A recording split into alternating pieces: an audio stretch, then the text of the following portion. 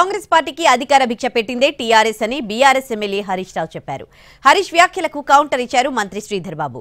అసలు టీఆర్ఎస్ ఎన్ని సీట్లు గెలిచిందో గుర్తు చేసుకోవాలన్నారు ఆయన. నేను శాసనసభ్యుడు కాకుండా మంత్రిని చేసిన ఘనత కాంగ్రెస్ పార్టీదని వారు మాట్లాడినారు. ఆ కాంగ్రెస్ పార్టీని అధికారంలో తెచ్చిన ఘనత టీఆర్ఎస్ పార్టీది. ఆ రోజు మేం పొత్తు పెట్టుకోవడం వల్లనే ఆ రోజు కాంగ్రెస్ పార్టీ అధికారంలోకి వచ్చింది తప్ప మీరేదో గెలిస్తే మాకు పదవులు ఇచ్చారు కాదు. మేము కాంగ్రెస్ పార్టీకి భిక్ష పెట్టినాం.